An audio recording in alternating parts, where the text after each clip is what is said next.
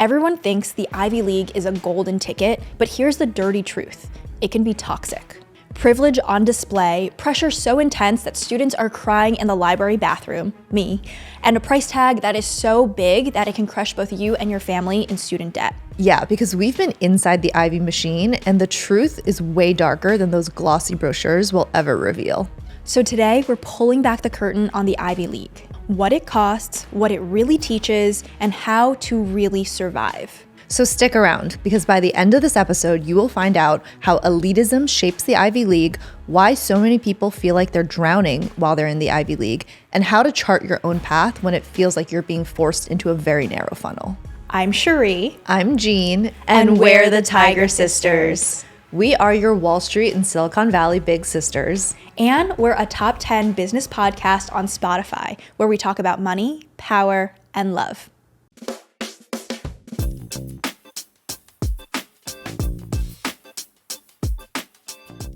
Today, we're breaking down the dark side of the Ivy League. Okay, but first, let's define very quickly what the Ivy League is.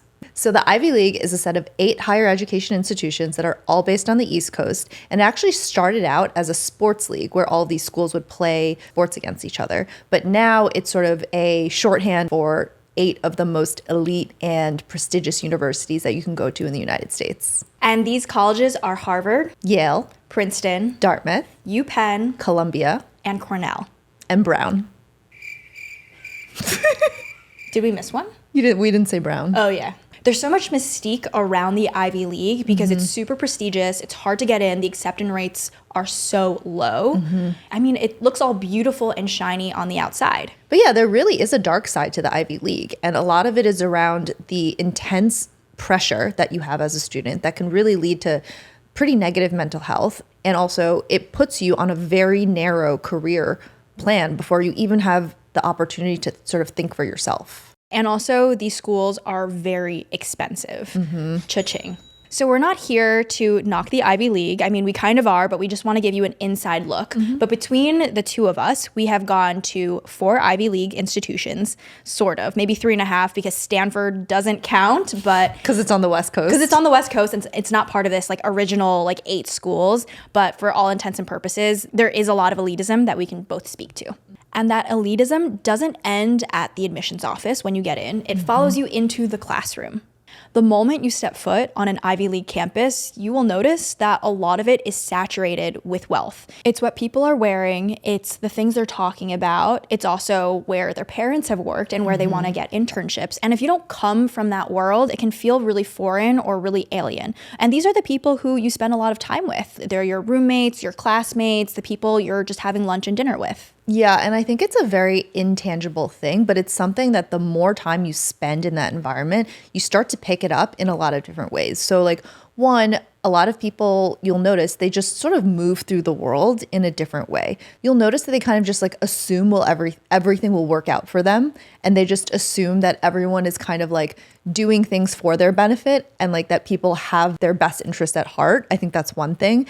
And then I think the other thing is just the sort of casual references that you hear. So people will be like, oh yeah, like spring break in Europe, or my parents who are the CEO of this XYZ public company, or like, you know, they're on the board of this. Like, it's just like really casual references that you start to realize you're like, oh, we're at a different level. Or this is the normal for them. Yes. This is the norm. And I think a lot of it is like the assumption that's like, yeah, of course I'll get an internship at Google because my uncle works there. Like my uncle is the SVP of ABCDFG, and like my godmother is the like head of the board. Like there's just a lot of like that sort of language that you start to pick up and you're like, oh, that is what life is like for a lot of people. So I think in a lot of ways it can feel very alienating if you've never been a part of that world or you've never really been privy to those conversations. But I will say, to kind of take the devil's advocate tact, that the benefit of it is even being a part of those conversations in the first place, right? It's having access to that level of access, and having that sort of seem normal to you is actually in many ways a benefit of being in the Ivy League. Yeah, so long as you don't let it debilitate you. Yeah. You know, I think once you're exposed to that, I think there's a lot of like, ways it can get into your head. You're like, oh, I don't come from this world. There's might be some resentment or some embarrassment too of like where you do come from, because there is such a gap. So as long as you don't let it overtake you and control you, there is a lot of benefit, because like a lot of the corporate world works in these ways that you're first exposed to if you go to one of these institutions. Yeah, I think that's a really interesting point, because I think the way to be successful in that world is to realize and like acknowledge to yourself that there are certain aspects of this that once I understand the way that the system works, like I can be a part of that system in a way to better my life. It can be really exhausting, because while you're a student for the very first time, you're also learning about like the culture of the campus and how things operate. So honestly, you're on two learning tracks that are going super fast at the same time. And like you always have this feeling that you are behind, especially in your first 2 years, because while you're studying for your classes and like looking for internships, the people that are in your classes, like they already have potentially like internships lined up, or they're not worried about it in the same way because they have family or connections at Goldman Sachs, at Morgan Stanley, at Google. So like the worries that you have are not the same worries that they have. Yeah, and I think that one thing that's very specific to the Ivy League is that you sort of kill yourself all of high school and your entire life to get this major achievement of getting into the Ivy League. And then once you're actually there, it's revealed to you that there's this whole other strata of this like almost this whole other game to play with all these other levels of like, okay, it's not just good enough that you're in the Ivy League. Even within the Ivy League in your institution, there's like all these other achievements and all these other like sort of like mini institutions that you should be a part of. Yeah, different levels within the Ivy League that signify different things. It's like the Greek life that you're in, and also like a lot of these institutions have secret societies. So some that like you can't even get in at all unless, you know, your parents are a certain type of CEO or, you know, a certain type of like government official. The way that you get in is you're usually tapped. So a lot of these roles are passed down within specific other institutions. So a lot of times at Dartmouth, the way that you were tapped for a secret society is that you were the president of another club on campus. They would traditionally be tapped or expect to be tapped for the secret society roles. So there's like this whole other like Game within a game. Game within a game. If you didn't have, you know, parents or older siblings who went to that school, you just wouldn't be aware of any of this until it's like already happening to all the people around you. Yeah, you just can't even get into Columbia's secret society unless your parents are rich. Oh.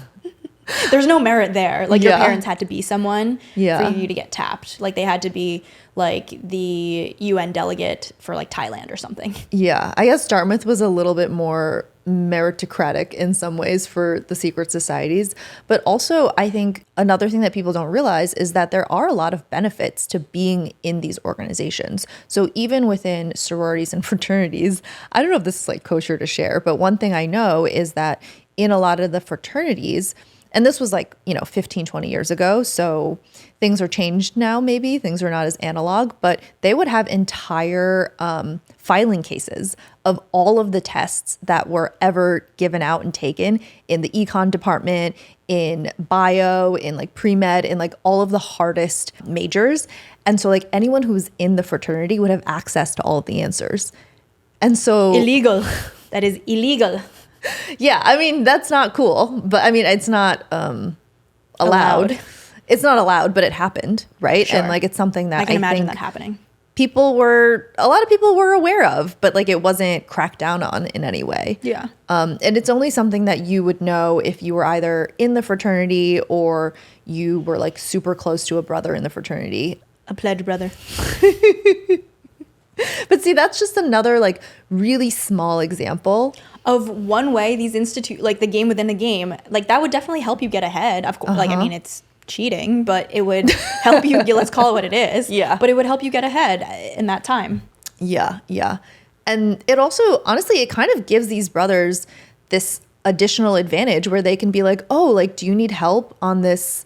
Like, do you need help studying for this final? Like, I actually can help you because A, B, C, D, F, G reason. Like, they have access to the actual questions. Right. So, like, it's not just it gives them like a level of sort of like cachet, and it gives them a level of access that you can only get when it's like sort of like literally passed down and gathered over time. It's like, what do they call it? Tribal knowledge, but it's like fraternity knowledge. But then the other thing is, it's not just that the benefits can be felt on campus where like maybe, you know, you're getting a better GPA because you have access to all the answers, but also a lot of times the same concept of like certain roles being reserved for people in certain clubs and like being passed down over time, it also applies to companies. So like there are a lot of companies where within specific groups at a big company, it was like very well known that they would then hire from the exact same fraternity. They would just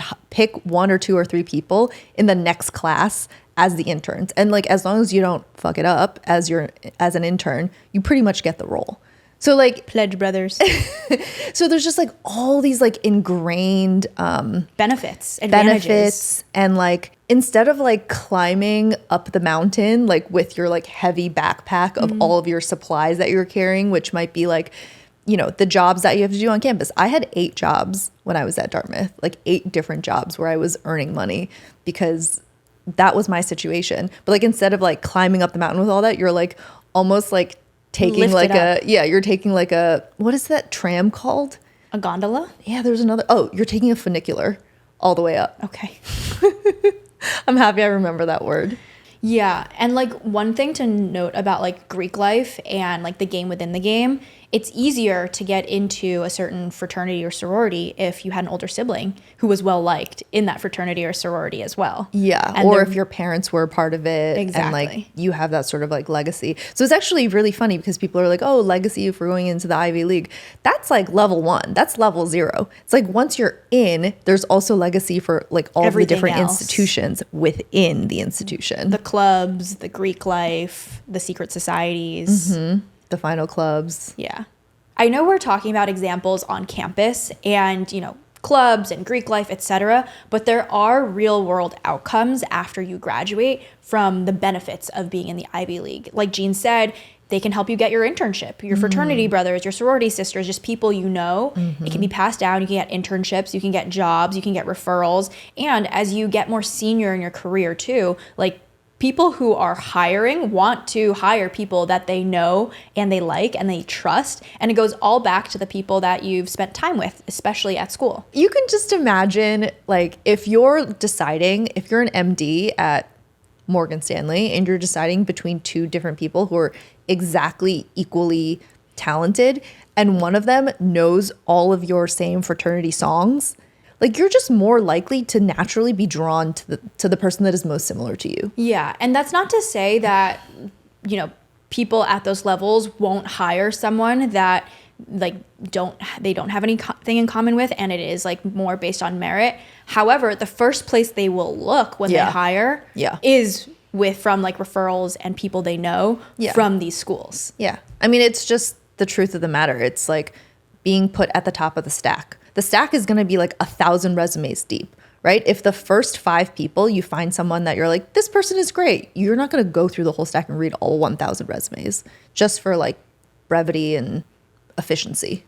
Okay, so if the elitism at the Ivy League can make you feel out of place, the pressure can make you feel like you're drowning. The next thing we're going to talk about is pressure and mental health. So being in the Ivy League can feel like being dropped into an ocean of endless expectations and then being expected to swim right away. And it's not just the workload, which is a lot, but it's also the constant competition, classes with really tough curves, internships that everyone is fighting for, and professors who don't have enough time for their students because there's so many students in their classes, and they're also focused on their own academic research. So do you have an example of this? Yeah, when I was studying computer science, it was one of the toughest times. Obviously, the coursework was really hard, but I think beyond that, there were a lot of sharp elbows. I don't know if it was Columbia, the engineering department, or New York City, whatever it was. I had a really tough time finding people who were kind and like we wanted to work together because there was a lot of competition. Like I would ask them for help. I was my freshman year in my intro classes, I thought like, hey, we can all like, especially if we're in a group project together, we should help each other. But there was a lot of students, one, who had studied computer science previously. So I felt like really behind as like an intro class student. And two, like just an unwillingness to help out another student. I've definitely heard of that. So I personally didn't really experience that at Dartmouth. I think Dartmouth was a little bit different within the Ivy League in that like we were so remote and like small that it was not as competitive as pretty much all the other Ivy Leagues. But I have talked to a lot of friends who, for example, not to call out UPenn, but like call them out, roast them. But like I have heard that the program at UPenn, especially the Wharton, was like super, super competitive. And Wharton is the business program. Yeah, Wharton, the business program. And people would feel under so much pressure that they would do these things that they would tell me that I thought were insane. So like, one, if you ask somebody for notes, like you missed a class or something, they would just be like, no, I'm not sharing my notes with you. Which like, oh, I've heard of that before. That's crazy. That doesn't surprise me at all. So I never experienced that at Dartmouth. Yeah. So like hearing that, I was like, what? Like, why would you not share notes with someone? Like we're all in this together, which maybe is just like unique experience of mine. But they would take it even further. So like I remember hearing that for a lot of classes, like they would have the textbooks that were for the class in the library. And some students were so competitive that they would go into the library and like rip out the pages of the textbook that were the most important so that other students couldn't access them. I was like, what the F? Like that is like demonic behavior. It's insane. That's insane. But I'm also not surprised to hear that. But also like, I guess in a way it's indicative of like, to even think of doing that. Sabotage. Saboteur.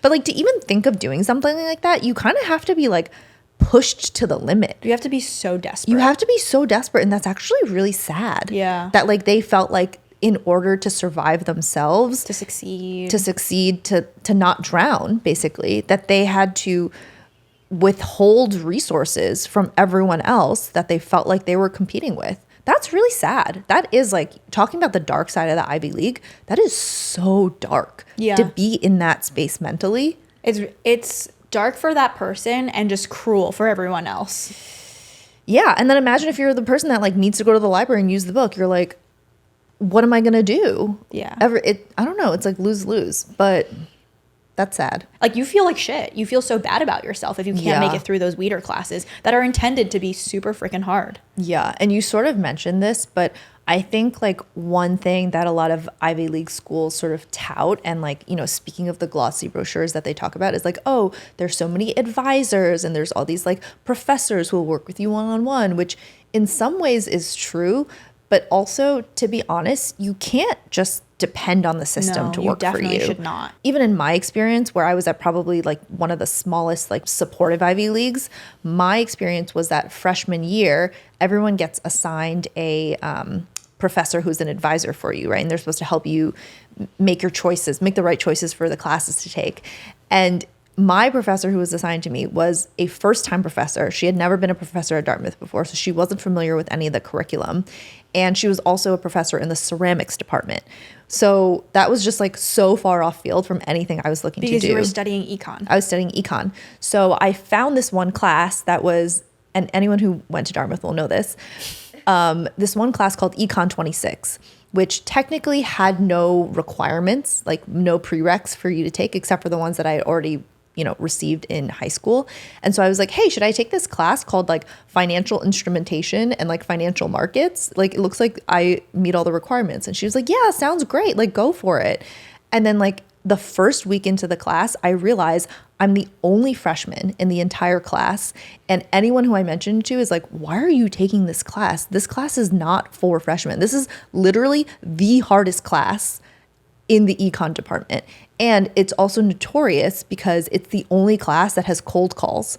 So the professor used to put everyone's name on this like evil wheel of fortune where for like every question that he asked in class, he would like spin the digital evil wheel of fortune, and if it landed on your name, you had to answer the question in front of the whole class, which is like terrifying because this was a very, very, very difficult class. It was an advanced class. Yeah. You were 17. You were younger than everyone else in the class. I didn't know anyone in the class either because I was a freshman. Right. But also it kind of goes to show that my mistake was that I just didn't know any upperclassmen. If I had asked a single upperclassman who was in the econ department, like, hey, should I take this class? They would have been like, no, like, freak. Like, don't take that class. Take econ 003 or something. Yeah. But I didn't know anyone.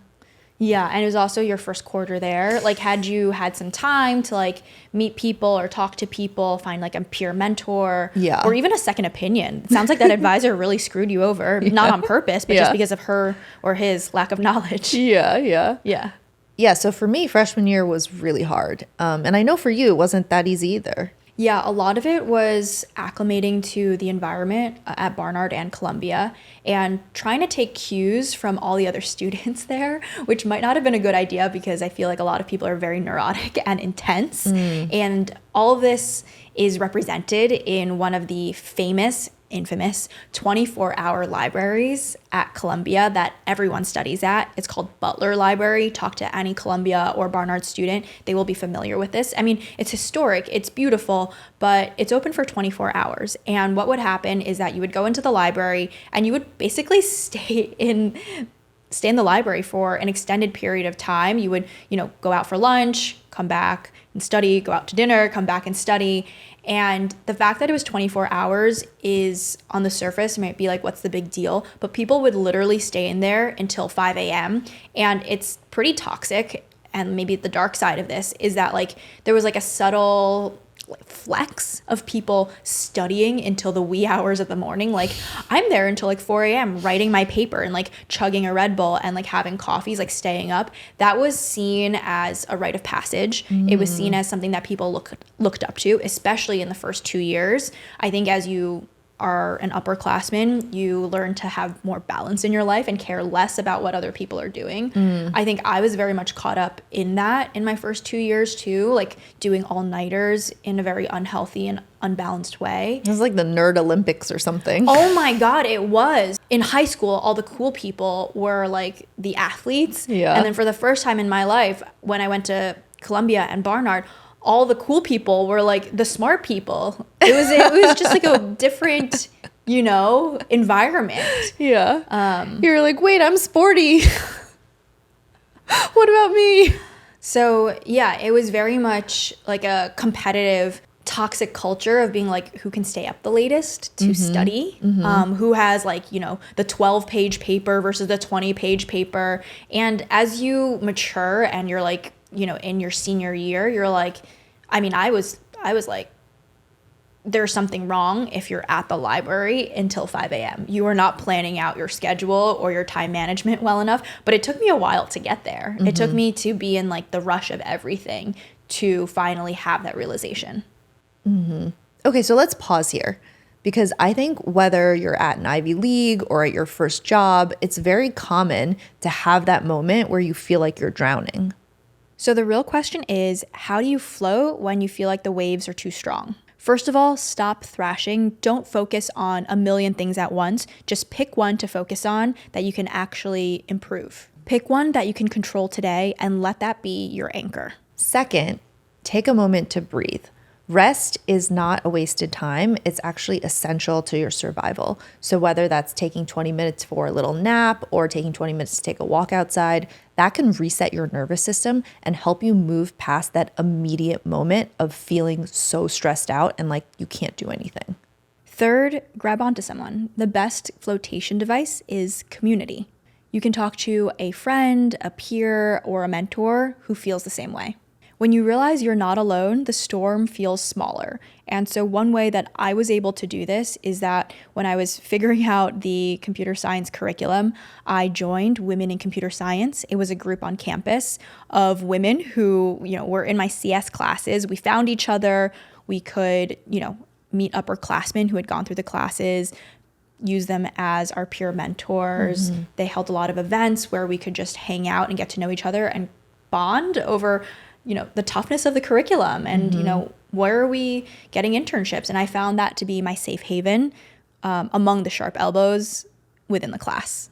And finally, remember to zoom out. Whatever obstacle you're facing in that exact moment is just one moment of time for you. And remember, you're building an entire life, not just passing a single test. And that's the paradox of the Ivy League pressure. It can either crush you or it can teach you how to swim.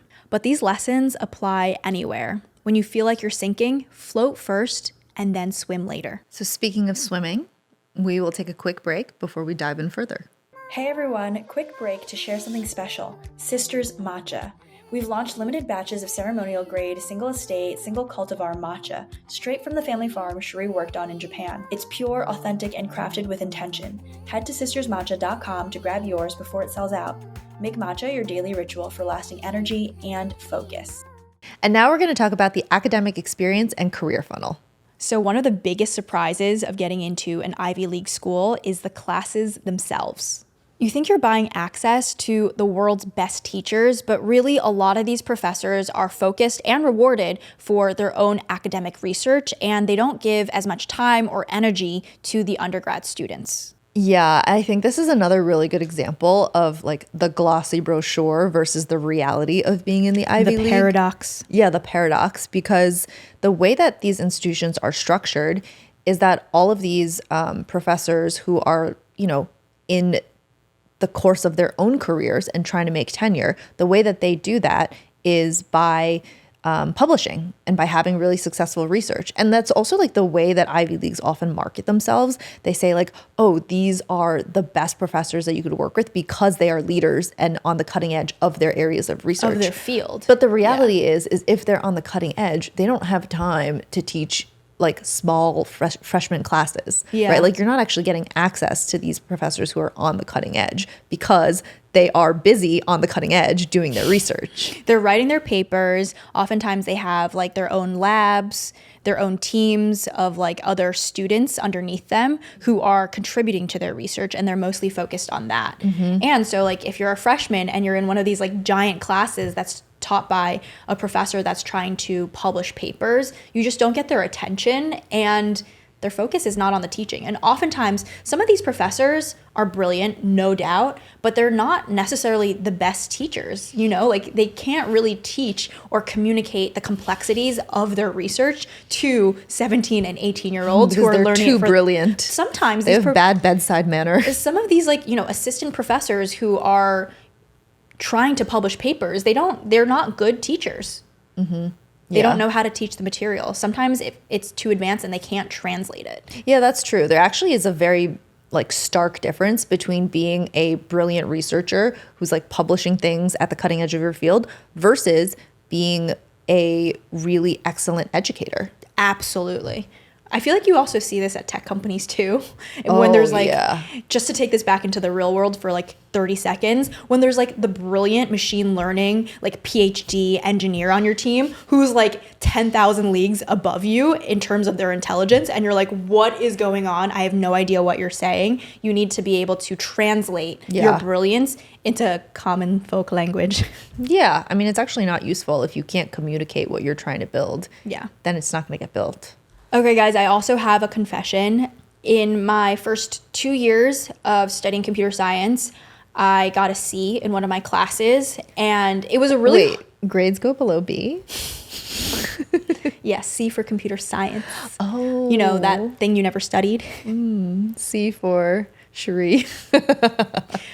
Well, this class was really difficult, and it was taught by like an associate or an assistant professor who was actually focused on research. Yeah. And while this person was likely very brilliant, I didn't feel like they were able to communicate those results. So it was their fault. I mean, yes, kind of. I don't know. I tried really hard. It was a hard semester for me, but I also went to that professor's office hours, and this person was not kind or patient at all. And I felt so dumb when I was in the office hours, and I just left feeling even more crushed, which is probably like a reinforcing cycle and the dark side of the Ivy League when I tried to get help. Put that in juxtaposition in my more like senior level classes where I got to know the professors and they're tenured.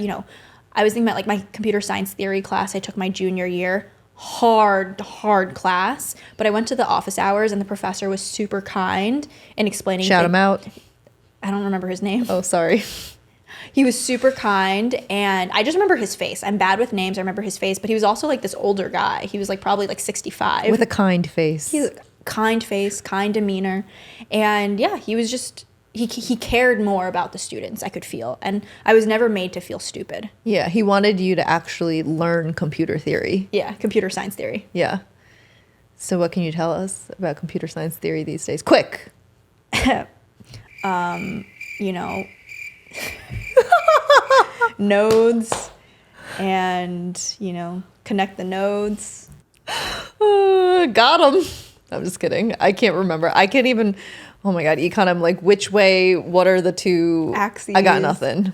Also, a really difficult thing about the Ivy League is that there's a lot of pressure to follow the crowd. Mm-hmm. Like, speaking of like this water, wave, ocean, and analogies that we've been using, is that like it moves in a wave. So like when a lot of people are all focused on getting, you know, the top investment banking jobs, the top roles at, you know, an MBB consulting firm, there's like a lot of pressure to like follow the waves of where everyone else is looking. And in that way, it's kind of like a funnel, like where you study a certain thing and you go to a certain firm or company right after you graduate because everyone else is doing that. And if you try to do something off the beaten path or a little bit more creative, you're looked down upon. And there's like definitely a hierarchy or like a ranking of like the hardest things to study, and people prioritize like those majors because it's more prestigious. And a lot of that is in order to succeed on what seems to be like a very prescribed path. Yeah. And then also I think the school, the way that the institutions are set up are also sort of funnel you in that specific direction. Like for example, at Dartmouth, a lot of the most prestigious jobs, like they all came on campus to interview us. So it was like, in a lot of ways, it was extremely difficult, but it was also the path of least resistance. Because if you were, because like all we quote unquote had to do as students is just like drop our resumes for these roles for like Bain, McKinsey, Goldman, like Morgan Stanley, like all of these bulge bracket banks, or essentially the equivalent consulting firms, like they all literally came on campus. That's also the leg up you have going to one of these schools, is that you have access to those firms who come directly to you. Like, and it just reinforces the idea that there are certain roles at certain companies that are the best. And so then people even more so just want to do them, even when it's not what they're inherently interested in. Going to these Ivy Leagues can be very, it's like stifling in a way, because everyone is sort of aiming for the same goal. You can kind of get brainwashed in a way, especially when you're, you know, like a pretty young person and you're not aware of other ways that you can exist in the world. You can kind of get brainwashed into being like, oh, I can only be successful if I do this path. Yeah. Or success is very narrowly defined. The sort of flip side of that, or like the additional dark side, is that when you don't get those roles, it can honestly, like speaking from personal experience, it can feel like the end of the world. Like you can feel like the biggest failure ever, where you're like, why did I even, what was the point of me even going to this school, right? Like, why did I even spend 4 years like busting my ass doing all these really hard classes and, you know, trying to get the best grades, trying to do all these internships, doing all these jobs, and like I didn't even get an internship at Goldman. Well, also when you're a young person and you don't have that much life experience, the things that define you are what you're doing at school. Yeah, and I think young people also have a tendency to catastrophize more often, just because you don't have that longer term perspective of things, and you don't usually have that ingrained ability to be like, okay, is this going to matter in 5 years? Is this going to matter in 10 years? Or even if you do ask those questions, the answer is like, yes. You're like, I didn't get this Goldman internship. Like the rest of my life is ruined. Yeah, like my life is over. Which is a really dangerous mindset. It's really scary. And I think that can be a really dark part of the Ivy League, where the pressure leads to really bad outcomes. Yeah, I think another reason why a lot of students are shocked at the Ivy League, and another really dark part of the Ivy League, is that a lot of students go in assuming that the system is built to help them, when in reality, a lot of times people find out that the system is not built for their benefit at all. And like, this actually reminds me of one of the experiences that you went through with your ex-boyfriend when he was attending Harvard. Yeah, so a story that I can share is that my high school boyfriend went to Harvard, and he actually went for football. And he was super excited because he was super talented and, you know, won so many awards in high school for his football career. He continued that at Harvard, but at one point he ended up needing to leave the team or wanting to leave the team very soon after he had went to school. And he was specifically recruited for football. He was specifically recruited for football, and after he, you know, had an injury and like wanted to leave the team, he talked to one of the coaches, and he was misled to believe that he could not actually leave the team. Otherwise, he would have to leave Harvard. Yeah. Which is insane. Which is wild. And I remember talking to him at one point because he was really considering, he was just like, maybe I'll just go to our local community college, which is, you know, the delta between our local community college and Harvard is just like, he already got into Harvard, he was playing football there, and he's just like, I think I just need to leave this school because I won't be able to attend, and I'll just go to our local community college. And I was like, what is going on? Yeah. And so Jean was able to help out her ex-boyfriend. Yeah, well, so she had happened to mention it to me at the time, and like, I was, you know, in the workforce by then. And I was like, what? Like, this is the craziest thing I've ever heard. And I was like, no, this is absurd. This is absurd, because I know tons of people who quit their sports teams that they were recruited onto in the Ivy League, and like nothing happened to them. So I was like, I'm pretty sure that this coach is trying to take advantage of the fact that your boyfriend like doesn't know the way of the world, or like doesn't know what his options are. So I was like, let's have him talk to my ex-boyfriend at the time, or my boyfriend at the time was on the soccer team at Dartmouth and he had quit.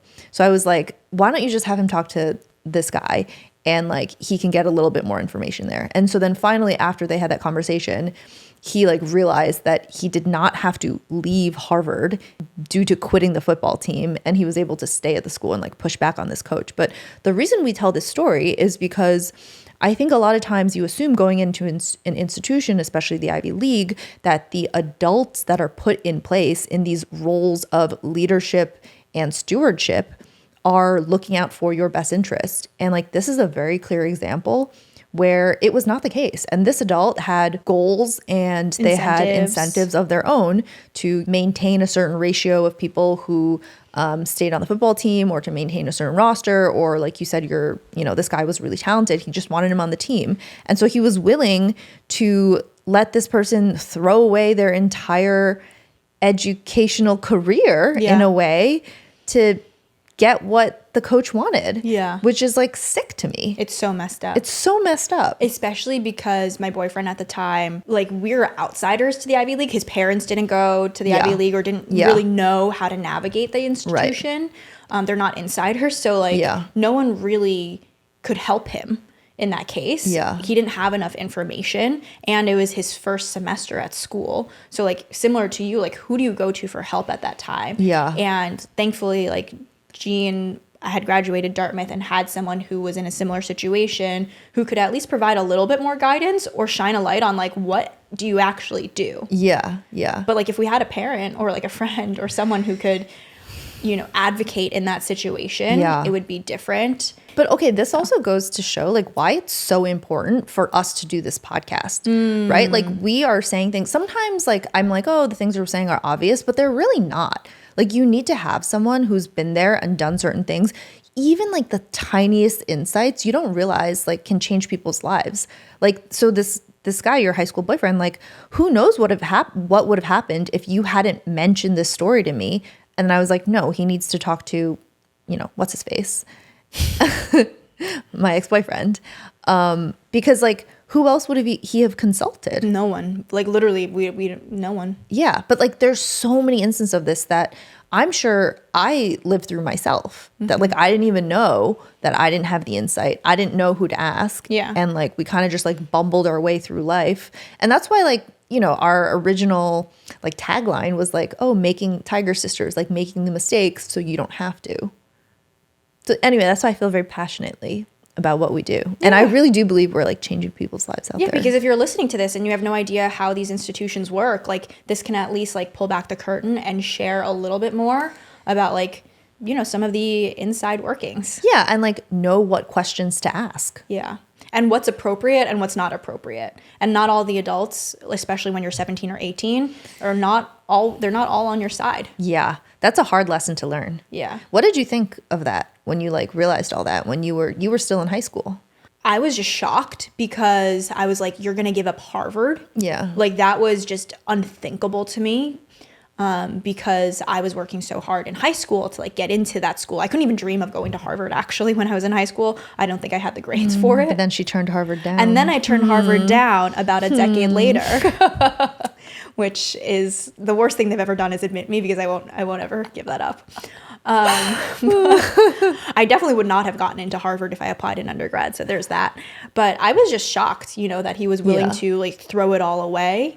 But I mean, like, what did you think when you found out after he had that conversation with my ex that like this coach who was like the adult was misrepresenting the situation and lying to him? I felt like we didn't know better, you know, like we just didn't know. We just didn't have that information. Yeah. I just felt like, how could we have known? You know, I was still at that point in my life. Yeah. I was just like, how could we have known? Do people know this stuff? Yeah, you weren't like mad. You weren't like, WTF is this adult doing to like ruin this 17-year-old, 18-year-old child's life potentially? Well, he was older than me. So I was just like, I felt like he knew what he was doing, my boyfriend, you know, with leaving school and all that stuff. So I think another story that comes to mind on the flip side of this, of like not knowing, is that just another anecdote is that I know someone who went to school with me who was actually accused of academic dishonesty. I don't know if I know this story. No, I don't think I ever told it to you, but they were accused of academic dishonesty. I don't know if it was like cheating on a test or cheating on homework where like they had similar answers. Their mom is a lawyer and their mom flew over from, you know, The West Coast, the Rockies, and represented my friend. It wasn't a trial, but they had to go like an internal school. Yeah, like an internal school. They were brought student adjudicated court. I don't know if it was student adjudicated or if it was like professor adjudicated or dean adjudicated. It doesn't matter. But like it was adjudicated. It was adjudicated. But my friend's mom, who's like a fancy corporate lawyer, came to represent this person. Yes. In like a school academic dishonesty case, which was then, you know, thrown out or overturned or whatever. But like they didn't have... Due to her voir dire. Due to her amazing opening and closing statement of her mom. I don't know. I wasn't privy to like how it actually went, but like they didn't have to face any consequences that were, you know, enormous, or they weren't kicked out or anything. They didn't fail the class. There were effectively no consequences. There were effectively no consequences. Yeah. But like the fact that like someone's fancy corporate lawyer mom can fly over from the Rockies and do that is not something that, you know, we would have access to, or not something that like my high school boyfriend would have access to. Mm-hmm. Okay, so today we've pulled back the curtain of the Ivy League, not to tear it down, but really to share the truth with everyone. And the point isn't that the Ivy League is bad, but the point is that it comes with a shadow and you need to be aware of all the things that affects. Mm-hmm. So whether it's elitism, whether it's kind of forcing everyone into the same path, whether it's mental health issues, the inherent sort of like level of privilege that is assumed of all students. And then I guess also the concept of not all adults are necessarily watching out for you. That's dark. That's spooky. Yeah. I don't know. Maybe it's naive to assume that in the first place, but maybe not. I think like, you know, the child versus adult sort of dynamic, it's not wrong to assume that adults at an institution in which you've opted into and they've opted to being the teachers at, like should have your best interests at heart. Should have your back. Yeah. So I think one takeaway is that Whether you are choosing a school, whether you're looking at your first job, whether you're trying to make a really big decision, one important takeaway is that the shine of it is not the whole story. So you should always be digging one layer deeper so that you have all the information you need to make the right decision. And in that way, you can define success on your own terms. So we're going to give you a power move for you to try this week. Oh, that's good. Name one area of your life where you've been chasing the brand, whether it's the school, the company, the job, and really think to yourself, am I chasing the brand for the right reasons? What is the experience that I'm actually going to get out of it? And is chasing the brand actually worth it? If this conversation was eye-opening to you in any way, share this episode with a friend who might be weighing some important choices. And don't forget to like and subscribe so you get notified whenever there's a new episode of Tiger Sisters. And don't forget to rate our podcast 5 stars and leave a comment if you can. It is so important to help other people find our podcast. We really appreciate your support and we love our Tiger Sisters family. We would be nowhere without you guys. Thank you guys. See you next time. Bye.